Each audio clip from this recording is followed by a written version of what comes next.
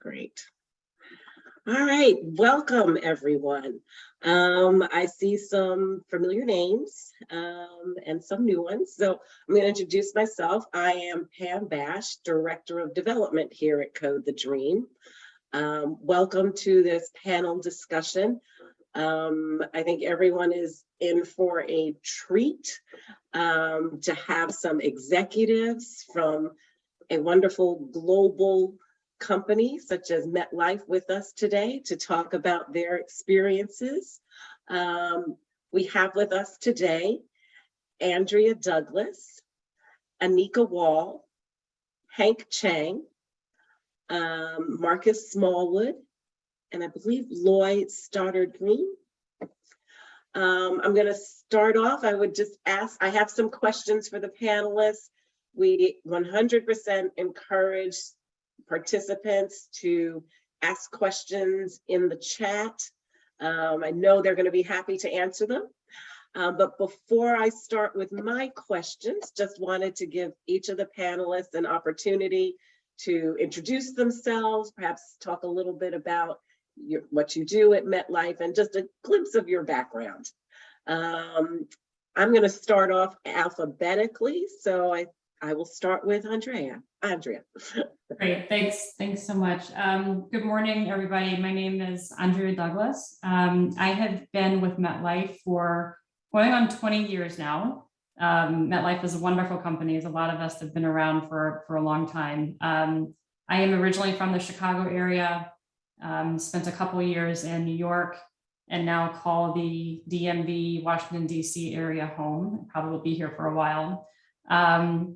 I lead a team of about 850 fantastic team members who basically run client management for a group of our customers. We've got about 30 to 40,000 customers, and my team works with those customers every day. Our customers, interestingly, are other companies, right? And it can run the gambit from Joe's Crab Shack down the street to some larger, maybe more well-known companies. So we work with other companies for their insurance benefits. So great to be here.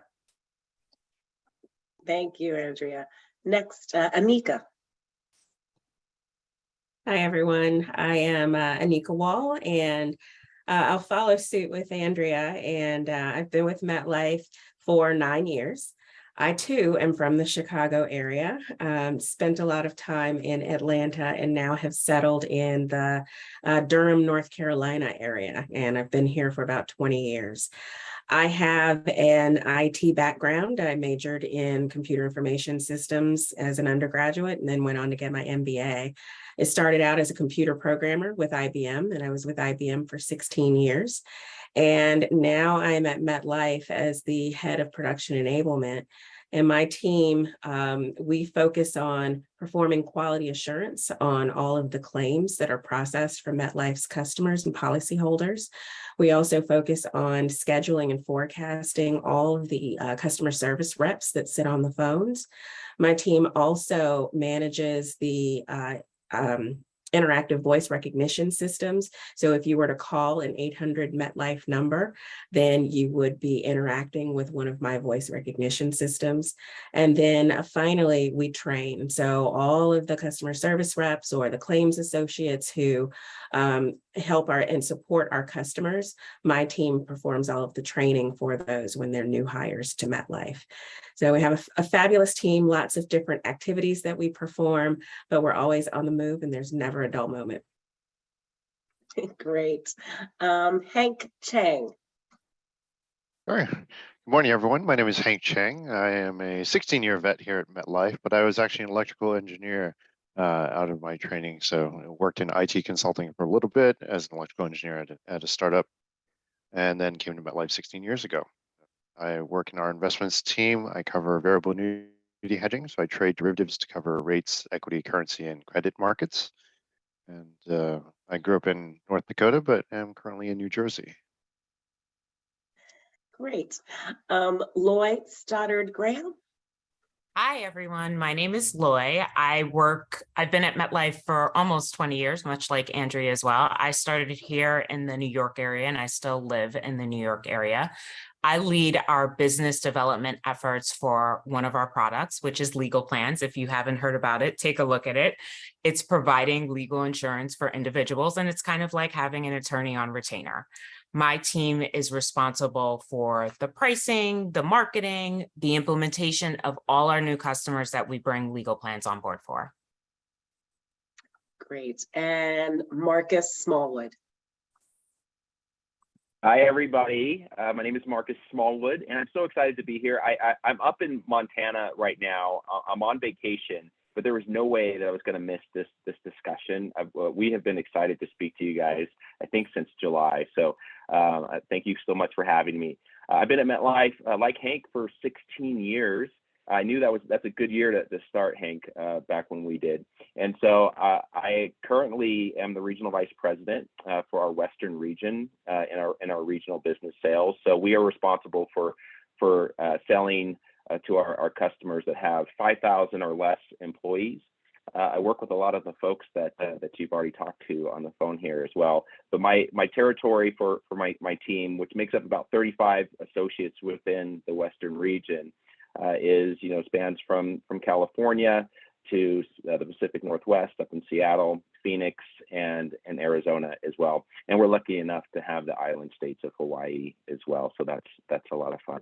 I tell you, I am grateful to be here to talk to you about our careers, what we've done as well, but also to see anywhere that we can help you as well. So thank you. Thank you all. And just to reiterate for some people who may have come a little bit later, we are thrilled to have these executives from MetLife. Not only are they executives, but they're also members of either the Multicultural Professional Network or the Black Executive Leadership Team or the Pan-Asian Professional Network. So again, welcome. And I do want to encourage to any of our participants at Code the Dream to please ask questions in the chat. And if I see them, I will get to them and ask them. But I have some questions, so why don't we just start off? And I would say for the panelists, I don't plan on calling on you to answer a question, but if you feel comfortable and would like to answer it, please do. So our first question. There are many reasons why people enter into their chosen field. And I'd love for you to address what motivated you. And for anyone in a tech background, why did you want to get into tech? I'll jump in first here, get us started. So, I came to MetLife. I just feel like I was blessed, and I got lucky, to be honest. I had a good friend that reached out to me and said there was an opportunity to Met, and I had no desire to work for a large corporation. But what got me here was the people.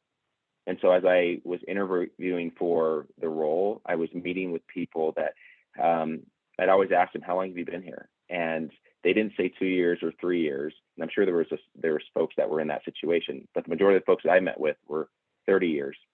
20 years, 15 years. And it blew me away. I was like, how could someone stay at a company that long? And I just thought, people moved around from time to time. But each of them had said that they loved being at MetLife because they really believed in what we were doing. We were selling, we were creating safety nets for employees and in delivering on promises that we were making for our customers. And they believed in that, and they loved the people that they worked with. So for me, I came to this role and to MetLife because of the people. I was actually about to get off mute, this is Andrea, and literally say the exact same thing. I'll be honest, I actually did not purposely pick going into insurance. And just being right, I kind of happened into it because I had an opportunity as a summer intern, and the closest corporate building to my parents' house was a MetLife building. And I was like, well, not. And then literally over 20 years later, right, I'm still here. And it doesn't happen by coincidence that you've heard so many of us here at, 9 years, 10 years, 16 years, 20 years. And you could pick any subset of, I think, people from the organization and have just as many people with so much tenure. And so I think it's just important to think about, you spend so much of your life with your colleagues, and wherever you end up going, whatever industry, whatever company you go to, really feeling like you have a connection with the people that you work with is really, really important. So. And I'll say that I completely agree with both Marcus and Andrea. For me, I went into technology first, and that started off because both of my parents were IBMers, and they had both been IBMers from high school. And they entered into a program right out of high school that they were being taught to work on typewriters. And at that time, it was copy machines. I know nobody remembers back when IBM used to have copy machines, but my parents used to have these kits that were almost like doctor's bags where they would walk around with these cool little tools where they would fix the typewriters and things like that. And I was so interested in it. And that progressed into them moving into the mobiles departments and, managing different areas within IBM. So I had always been around technology, and it just felt comfortable for me to follow that when I went away to college.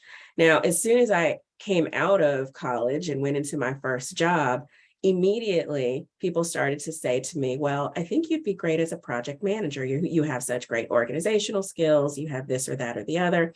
So people started recognizing in me some skill sets that I hadn't even realized that I had at that time. And I quickly moved into project management. Now I have been in so many different areas of different companies that don't always reflect my technical background, but it's always good to have that technical background. But I always go along with the saying of, be open to wherever the world takes you, right? You never know when a door is going to open, and it may be different from what you had planned, but it will open up an opportunity for you that is even better than what you had planned. Great, thank you. And I think you've brought up some key points. I mean, we have a lot of students here who are studying coding, or those who might be looking for a job eventually. And you've pointed out that, while we're on, people of course are nervous going on the interview saying, oh, will they like me? But it's also important, do you like them? And seeing people who have been in a company for more than 15 years says a lot about the type of company that it is. So those are things I think that people should also be aware of when you're, going through the process. Is it a company that's going to support you as well? I guess I'll ask, from when you started to now, how has your career path varied from what you imagined? And if it has varied, how so? I can start off. So I would say a little bit different than the others. I graduated with a degree in finance, and I started working in an HR firm. And it was a little bit weird because I had a degree in finance. So when I came to MetLife because I had the finance degree. An actuarial job was very popular at that time, and insurance companies were hiring. And when I started here, I would say I probably thought I'd be here for 5 to 10 years, do something in a reporting function, and move over to a bank. And I think what quickly shifted for me as I was here is the culture and the opportunity that really opened up. So with my finance background, I started in one small area of reporting. I was able to expand it to underwriting. I was then able to take over for another region. And I think what was really illuminating as to why I stayed is opportunities kept on building. So one person would interact with me, they would say, you're great at this. I would have another opportunity to work on a project. So it quickly changed from, I'm going to sit in finance for 5 years, to I took a financial reporting role. Then I worked in our retail business. Then I went back to group benefits, and I did a sales role there. And then I ended up in finance yet again, but in a different position. So my path has been very varied. And I think what's nice about working at a large corporation is I've had the opportunity to build very different skill sets and also explore very different interests. Yeah, ironically, I took the opposite path coming into finance only after I had done technology. I had started off working, building servers and doing network sort of maintenance in college, and then ended up doing a lot of that after school ended and going into a startup, which actually only paid me $27 a week, which was sort of insufficient to cover my costs at the time. So my parents encouraged me and ended up, I found a job at MetLife because they needed someone who could program and who could do math and teach them that. And they in turn taught me the finance side, which was great. Over the years, I've sort of really grown to love the markets, went back to do my MBA, but every day I still use my programming skills to build tools for the desk and make our lives more efficient here. So the things that you learn, you never know where you're going to apply them later.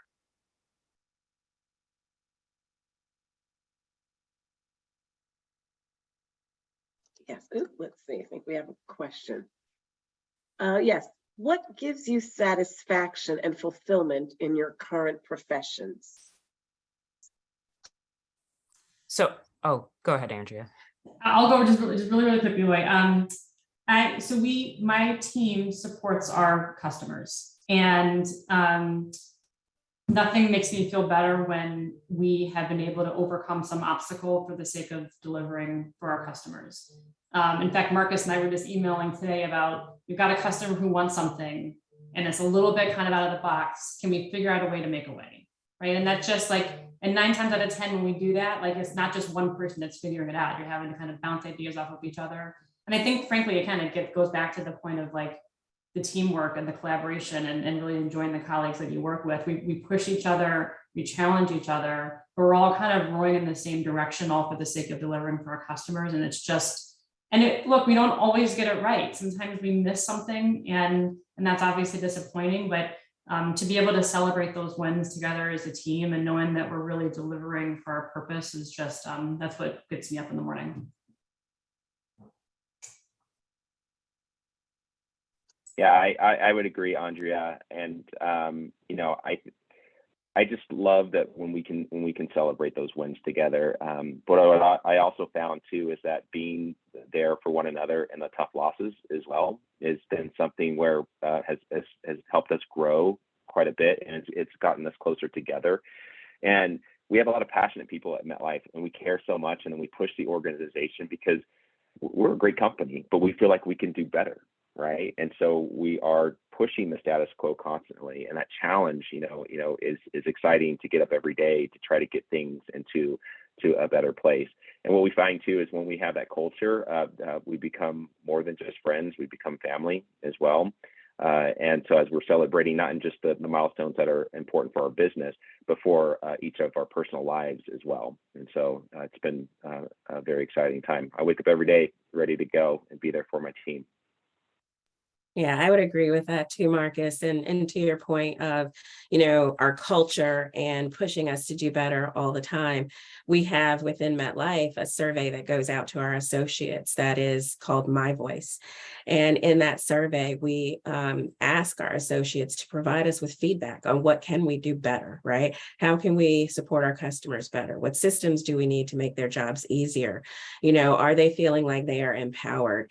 And it's going through those survey results and working with my team every day to try to make sure that we are putting new processes in place, that we are making things simple and easy, and then just seeing them succeed along the way when they feel like they can come into the office and they know that they can do a good job because they have the right tools and the right skills and support behind them.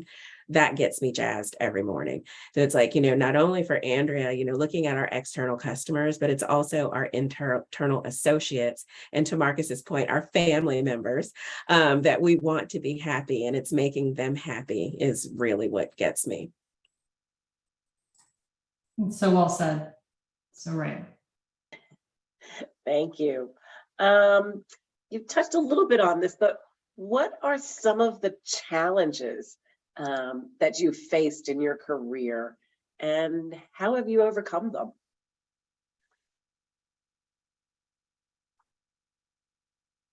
I have one that I can share. So when I started off, I had one of the best jobs I feel is in the company as an account executive. But back then things were a little bit easier. I only had four four benefits that I had to worry about selling and hitting the goal on. And they were great benefits too. Loy leads one of those in our legal plan. She mentioned that. So I was excited about it. I was doing very well. I was hitting my numbers. I was on top of our leaderboard, and I wanted to do more. I wanted to get back to the company, and I wanted to go into leadership. And I got some direct feedback, which I needed. And I'm so grateful that someone was honest with me and gave me this feedback. They told me that I was perceived as only caring about my own book of business and making money and hitting my goals. And I said, that's not me. I go, why do they think that? And I was doing what the company would ask me to do.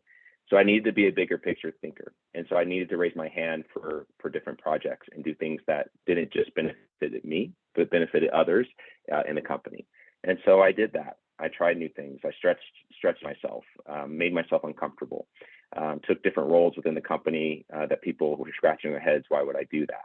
And ultimately, it helped me understand that there's a bigger world out there than my little universe, and I needed to be a part of that, right? And I wanted to, and I got to know a lot of people in the organization as well, and so, but that was a challenge I had to overcome. But it's all started back with someone being willing to care enough about me to tell me the truth about how I was being perceived by others.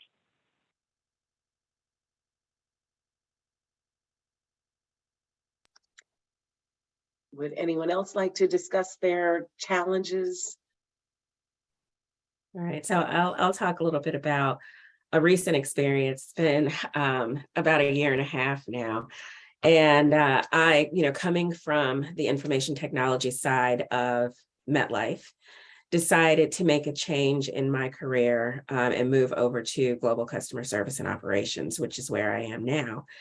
And I still am somewhat technical in that I have a technical team reporting to me. So I still get to dabble in, all of the fun technology. But in my other functions, I was not the subject matter expert.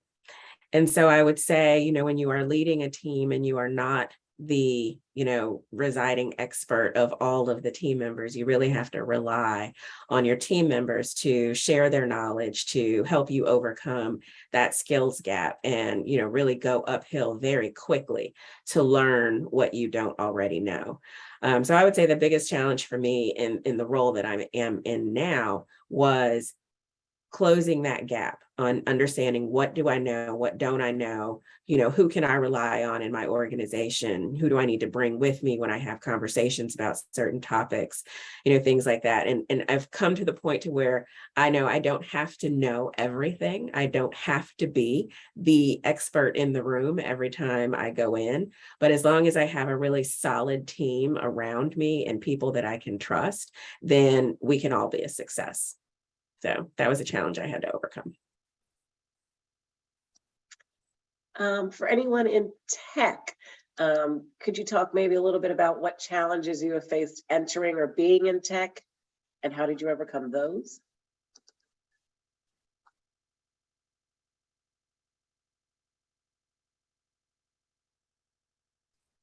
So I was hoping Hank would raise his hand, but I'll speak again. So when I first started in technology, I will say the hardest part was a lot of times being the only girl in the room, right? Because I was young, just coming out of college and sitting at a table full of programmers and engineers who had been around for years and years and years, and just trying to find my footing. A lot of times I was, put on assignments where I was kind of like she can go get coffee. And it was like, no, I don't go get coffee. I'm a programmer. I have, a contribution to make to the team. So, just being in IT and trying to make sure that you are showing your value, you are showing that you can accomplish just as much as everyone else at the table, but also keeping your skills up, because technology changes faster than anything else. And you always have to have that curiosity about you in making sure that what's the latest version of a software, what technologies are being developed and piloted and, in beta. You have to know all of these things and keep that curiosity going continuously. And I'll follow up from Anika in terms of one of the hardest things and challenges really is that once you get particularly good at something, you are the subject matter expert, but that often can peg you into a hole sometimes when it comes to your career development and growth into a leadership role, right? And to answer one of the questions in the chat, leadership was always something I was interested in. I love teaching people. I love mentoring folks around me. I love building, teams and getting them to work with each other. But one of the things was, being known as the guy who was really good at doing, server builds, or the guy who could really, program in Python and R and Java and everything, right? A lot of tasks that were very specific to me came my way. So I needed to figure out a way to help train other folks up to the point where I wasn't the only one that was doing all of it at the end of the day. So it was a challenge. I mean, I love doing a lot of those things, but to move into leadership means sometimes you have to be a little bit more hands-off than I'm used to. Hank, and you mentioned, yes, we do have some questions in the chat. And you alluded to one of them. And don't worry, Cedric, I will get to your question. But to follow up on that one, were any of you anxious about your transition into a leadership position? Was it something you had set out to do from the beginning, or did the opportunity just present itself? I can kick off with that. I can say I definitely, within my pathing, had not set out for a leadership position.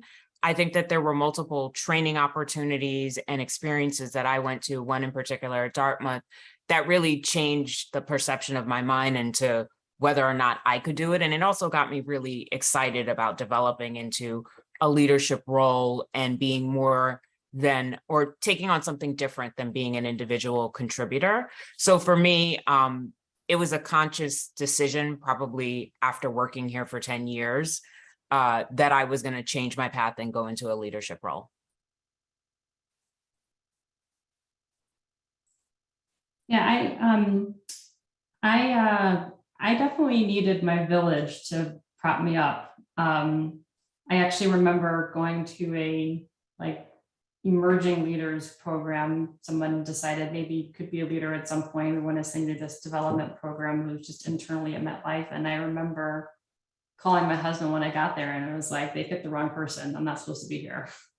And I really had this kind of imposter syndrome, like I shouldn't be here. Nobody here looks like me. I'm young. They picked the wrong person, right? And I needed him and good friends and other people to say you can do it, right?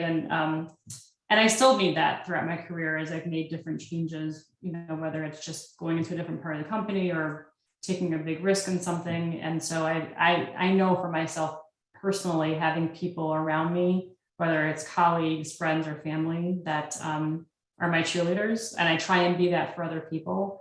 Because I think we all have, if you're taking a big risk or even something small, but just out of your comfort zone, it's like, you need someone that you trust to give you that little bit of a shove. But you also need people, I think, that'll be honest with you and say, you know what, maybe that's not the right opportunity for you too. So having that kind of trust circle of people who will tell you straight, not just what you want to hear, I think is really important. I mean, as a leader, I'll say this, I'm still worried about my leadership every single day, right? Because you never know what's going to be coming up. You never know what the situation is, and you don't want to fail your people at the end of the day, right? The people that are relying on you to be a good leader. So, and if I'm so comfortable that I have no worries, I mean, that probably means I need to stretch a bit more and do something different, right? So. I'm going to go back to one of our earlier questions, which is actually interesting. Can you share how you positioned a professional failure into a success?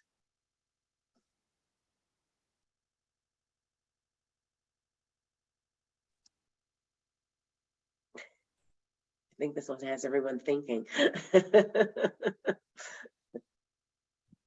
Trying to think of a professional failure. I know that I failed when I was in school trying to become a pre-med major. So I actually started off in biology and chemistry. And then by the time I got through Orgo, I realized I really hated memorizing stuff. So my senior year, I actually switched into electrical engineering because I thought it would be better for me to do something that I actually could see the outside work product and not have to memorize as much. One of the lessons I sort of learned from that was, you have to pay attention to what you like, but also you should pay attention to what you don't like, sort of craft something a little more appropriate for yourself at times. Can't always just, I mean, some people might be able to bullhead their way through finish, but may be better for you if you find what you're strong in and what you enjoy. Yeah, I'll just add one here too. I'll just add a comment. You know, I truly believe, like, you know, we need to fail, you know, and you know, we should be failing often, you know, and that's the only way that we're going to grow and learn. I didn't have that perspective always throughout my career, and I would say it became probably in the last several years that it's okay, right? And this is how we grow, and it's how we stretch ourselves. I did have early on in my career, though, I had opportunity to partner with an associate, or I wanted to partner with her on a deal, and she had, the way that I communicated it wasn't effective, and she thought I was trying to take something or take advantage of her and take her case away from her. And so I had to quickly shift the way I communicated with this individual, and it turned into a big win, not because we won the case together, we really partnered well together, but we became lifelong friends. Right. And we've been there for each other through thick and thin. Even though we have different parts of the organization now, we still rely on one another. And we tie that back to the experience that we had. We had a very rocky start, right? But we turned that into a successful relationship. Another from our chat. Are there times when you feel a lack of motivation? And what do you do, or what can you do to fix that? I'll share just a funny story that I always share with my team, because it's something that I've learned about myself, is that I turn into a pumpkin by like 2 o'clock every Friday. No matter how hard I try, I just run out of steam. And you know, it's like the workday is not over, and I'm trying to like keep pushing through, but I'm completely out of steam by then. And it's been that way my entire career. And so I figure out a way to work around it, right? Like I don't stop working, but I certainly don't leave hard stuff, hard conversations, things that require a whole lot of thought. I don't leave that to the end of the day on Friday. For some, that's maybe a good time, because it's like maybe a quiet time to get work done. For me, I'm not effective. And so I leave what is maybe some of the easier stuff, administrative stuff, for the end of the day, because I know that is literally all I have the energy for. I would say, just from like a career standpoint and a job standpoint though, so I think it's important to know those things about yourself, right? Like, what is it that like depletes your energy, and figure out how you can work around it. I think if you're in a job that's depleting your energy and you feel unmotivated, it's maybe time to think about, should I do something different? Because despite how I feel on Friday afternoons, maybe not quite first thing in the morning on Monday, because got to knock the cobwebs out, but for sure by Monday afternoon, I'm ready to go, because I love what I'm doing. So I have to get a lot of work done between Monday afternoon and midday Friday. That's all. That's all I got. Well, Andrea, I'll make sure that so I have like an hour and a half left to spend the rest of my Friday. Yeah. Right. We might want to ping Andrea and say, are you still awake at 2 o'clock on a Friday? I know. Oh man. I tell you, like for me, I definitely, you know, have that lack of motivation from time to time. I'm human as well. But what gives me my energy back is I just go back to my why. Like, why am I doing this? And I will, you know, look towards, you know, all the things that I'm grateful for in my life, and who's relying on me. And that starts to make me think about, oh yeah, this is why I got to get up. This is why I got to get going and get moving. And so going back to my why has produced the energy that I need to get through those moments. Yeah, I totally agree, Marcus, because I think at some point, like, you have to put aside, you know, the money that you're making, put aside, you know, the day-to-day grind, and really stop and think about, you know, is what I'm doing what is exciting to me? Is what I'm doing helping people? Am I giving back? Am I adding value? And I know a lot of times things can just get really challenging. You've got, you know, so many different things going on at the same time. You have a lot of people clamoring for your time and your energy.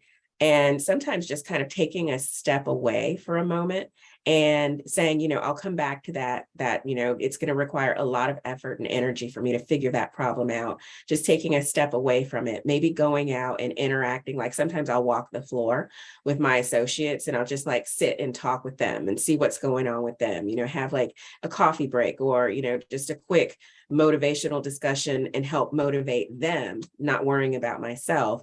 And then I find when I go back to my office that, okay, like, I've walked away from my issue for a moment. Now I can get back to it because I've been able to rejuvenate and just kind of like clear my mind a bit. Thank you. Another question. With college being very expensive, and what advice would you give someone who can't afford to go that route to reach the same success you all have achieved?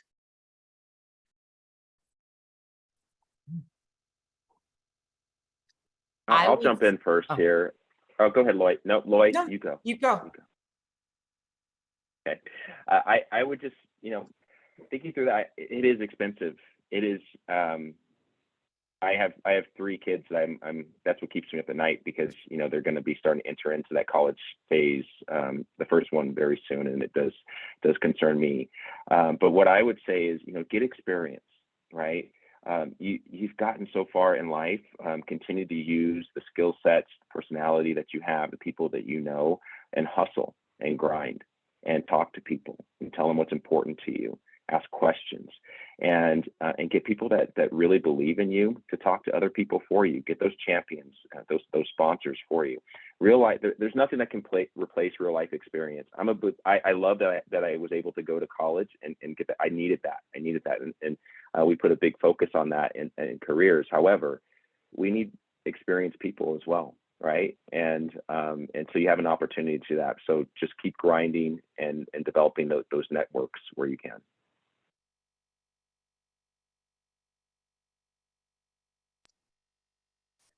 Lloyd, did you have anything you wanted to add? No, I would say Marcus took the words right out of my mouth. That's exactly what I was going to say. So what is it like being a minority in a corporate environment? I think it's probably a little bit different. Like there's the differences in location. So I'm New York based, which is a very diverse area. So I think I feel, earlier in my career, I felt like I was the minority when I was going into leadership meetings, because it was very clear that I was different, or, because it was earlier on. Now I would say it changes for me. I would say I'm very fortunate that I'm very often on the phone with Marcus and with Andrea. So I'm definitely not the only minority on calls. I think corporations, and especially MetLife, has definitely made a focus on diversifying the employees, the experiences that we have. So I would tell you that it's gotten better over time. And for me, it's not the first thing that I think about anymore. Like, I'm not the only woman. I'm not the only diverse person in the room. And it's great to walk into rooms and see people who look just like you.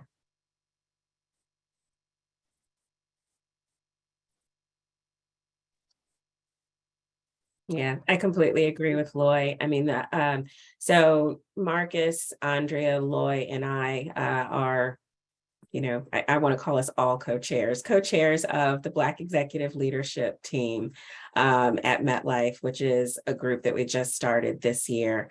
And we have such potential to bring together a collective of Black executives across MetLife and to really make a difference. And I think it's programs like that, not only for Black professionals, but for all, diversity, races, religions, what have you. We're seeing a lot of these diversity, equity, and inclusion groups open up across not only MetLife, but other companies. And that really helps, right? Because it helps you to identify with people who are like you. It helps you to have different champions across your organization and across other companies that you can go to, share your experiences, get help from, things like that. So I think that the fact that corporations as a whole are being champions for these types of programs and for this type of collaborative work is amazing. I mean, it's far better than when I first started in the industry many, many, many years ago. I won't tell you how many years ago, but when I first started in the industry, it's a lot different now than when I first started.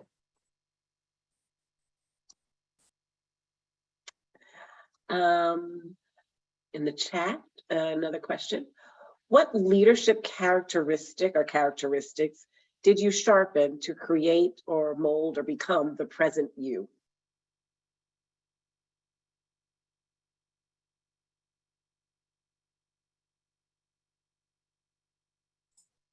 So I would say for me, to some degree, when I was growing up, there was a very defined mold of a leader. And I think, my family, oddly enough, all worked in the medical profession. So my mother had an image of what someone who worked in corporate looked like. And she really imparted that vision on me as to what this mold is.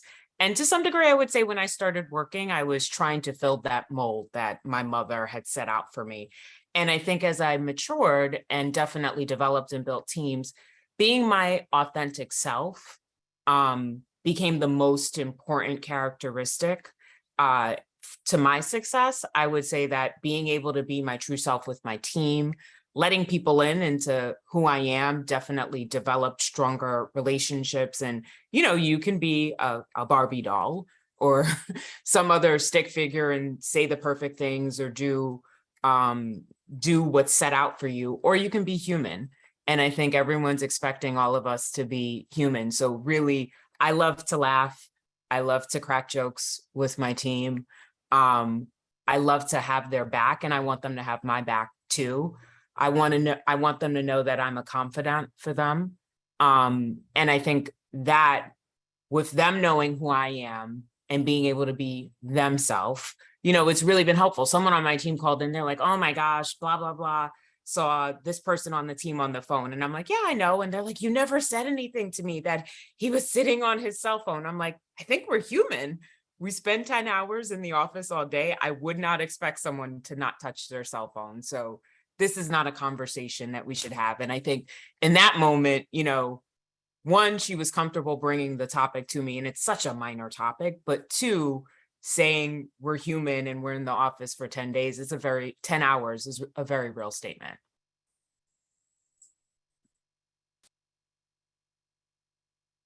Yeah, Loy, I agree with you. I think, as I've seen leaders evolve over time, right? So when I started back 16 years ago, I felt like the expectation for a leader was that you were the first person in the office and then you were the last person to leave, and that there was a hierarchy to things, right? And that you would go to your manager, they would go to their director, and then that director would go to their vice president and to get things done.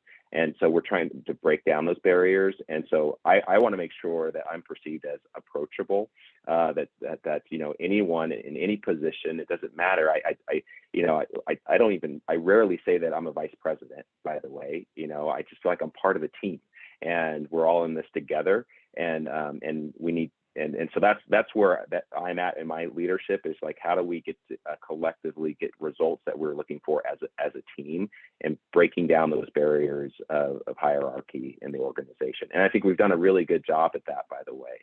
And so the way that we're looking at leaders is changed dramatically over time. I'll jump in. My very first management position, I sat next to another manager who had been in the job of the team that we were leading. So this person knew the role inside and out. And I was listening into him every time someone came into his office and they were asking the question, and he knew exactly what to tell them. And I, on the other hand, moved into this role not having led, I had been another manager somewhere else, but hadn't led the work that I was of the team. And I felt completely unprepared and like, how can I help my team? And so I decided, in order for me to be an effective leader, I have to be like him. Like, I have to be able to lead my team the way he is leading his team. And I quickly learned that wasn't for me. Like, it wasn't being authentic to myself. And so I think it's important to know, like, we all have a superpower, like all of us do, and like know what that superpower is. And it doesn't mean that you don't, try and refine and get better at things that you want to work on. But like, I think oftentimes we miss like leaning into what that superpower is And I know that I'm not the most technical person. I can find the right people to help answer questions for me.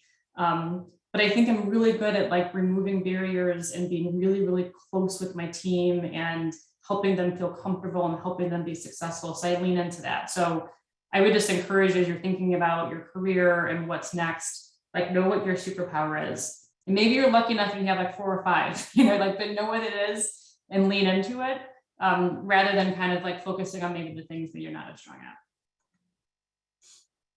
Yeah, to that extent, right, tackling also the trust question in there, right? One of the leadership skills I had to learn when becoming a leader was learning how to delegate, right? At the end of the day, you go from someone who's, mission specialist or topic specialist, and you have to rely on your team to do it because there's just no way you can get everything done when you're managing a group of, 10, 20 people or more. And learning how to trust people, which is being able to give them enough room to make mistakes, but not so much that you can't help them recover from it, right? And that takes time and effort and sort of a little tweaking and sort of figuring out how much rope can you give someone at the end of the day, right?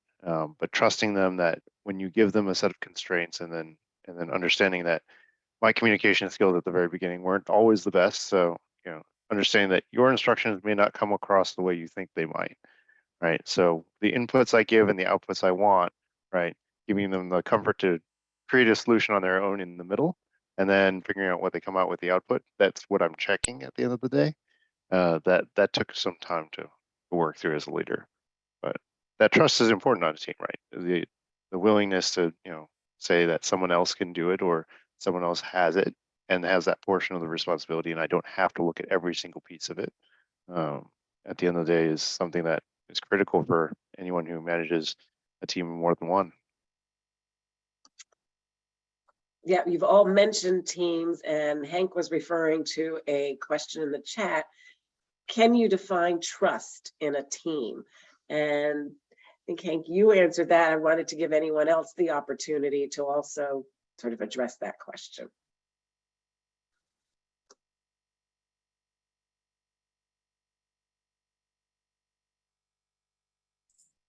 Yeah, I mean, I think maybe just building off of Hank, I do think, in any organization, there's just no way that any one person knows everything that's going on and can have the expertise to resolve every issue.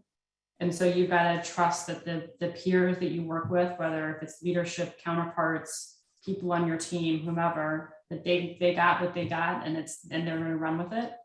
I also think it's about trusting that everyone shows up to work every day to do the best job they can every day.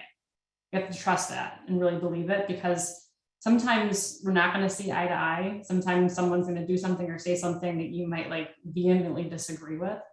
And I think the way then you resolve those differences is different if you don't trust that they're coming to work to do the best job every day, or if you do, right? If Hank and I have a disagreement about a decision that he made, and I think that maybe he has like ulterior motives, like the way that he and I are going to talk about it will be completely different than if I assume that he really, really believed that this was the right thing. And I'm sure he had his reasons. I have a difference of opinion and we're going to talk about it. So that trust and kind of what's motivating people is just so important to help us resolve differences of opinion. And I think in a leader too, it is, associates trusting that their leader has an understanding of what is going to be best for them from a professional development and career perspective, but also that the decisions that we as leaders are making are best for the company as well. Right. And that's a fine line. And that's, something hard to do as a leader, because a lot of times you just want to, love your associates as much as you can, and you just want them to be happy all the time. But at the same time, you have to make difficult decisions to make sure that you're doing what is best for the company and that the company can grow and evolve as well. So knowing that your associates can look up to you and they can know that the decisions that you've made are the best decisions and that they're not constantly questioning whether or not that decision is right. I think that that's a matter of trust that you have to build. You have to build that trust in your team, and over time making those same decisions and explaining to them why decisions were made. And eventually that trust will be there, and they will trust, other decisions that you make in the future.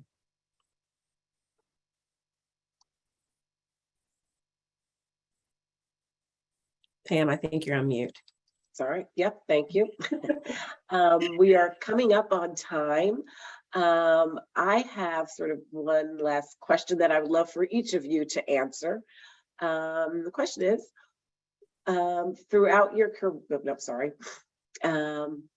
What did you expect when you started your career, and what lessons have you learned? Or you can answer, if there was 1 to 2 things you could tell your younger self, what would that be?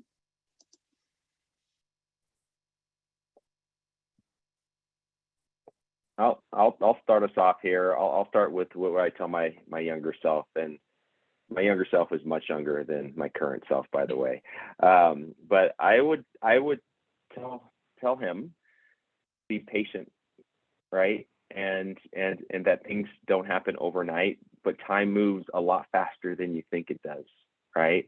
And so that would probably be one of my biggest things. Early on in my career, I expected things just to happen overnight, and didn't realize that, a lot of people that are in the current positions, that I was striving to be in, they put a lot of work in, right? And it didn't just happen like 2 years into their role that they got these promotions or these great assignments. They had to earn them. And going back to that trust is, anytime you're going into a new opportunity, that's your opportunity to show people what you really stand for, right? What you believe in and how you're going to contribute, right? And even if you fall down and make a mistake, it's okay. That's a great opportunity to get better for the next time. But yeah, I would say, Marcus, just be patient. Keep going hard, do your job really well every single day, and good things will happen. I can follow Marcus. I would tell my younger self that it's okay to fail. I think when I started out in my career, I was a bit of a perfectionist, and I would probably noodle on things a little bit longer than they needed to be noodled on. So, not that it's doing just good enough, but not everything has to be wrapped with the perfect bow and with a big pink tie. Just realizing, that I am giving my best every single day. And I think I would say to my younger self, believe in yourself, right? Because sometimes you can be your own worst enemy, right? You can second guess every decision that you make. You can block opportunities that come your way. You can say, maybe I'm not good enough to do that role because you've never done it before. But if you get out of your own way and you just believe in yourself that you can accomplish great things, then the sky is the limit. Yeah. And for myself, when I was younger, I'm actually an introvert by nature. So one of the things I would have told them is to get out, try new things a little bit more, but also just start asking the questions and connecting with folks a little more than I used to. Because those connections, the questions, if you don't ask, people won't know that you're interested in something or might have curiosity around it. So you won't learn as fast. I'll jump in and say, have a plan, but be completely flexible. Don't limit yourself. When I look back on the jobs I've had over the last 20 years, there's no way I would have mapped this journey out. It's just not possible. So have an idea of what you love, what gets you excited in the morning, but just keep yourself open to possibilities. Because I'm pretty certain that if I had mapped out what I thought the next 20 years were going to look like, I wouldn't be where I am today. Wow, that's great. Well, we are at time. So I want to thank again, Andrea, Anika, Hank, Loy, and Marcus for coming today and spending your time and talking with us. I think this has been a wonderful panel discussion. Again, thank you for sharing your advice, your wisdom, your experience, your challenges. And yes, we look forward to, I think, hopefully with Louisa hosting more of these. But again, your time, thank you. It was greatly appreciated. Thanks, everybody. Have a wonderful weekend. Thanks, You too. everyone. Bye-bye. Bye.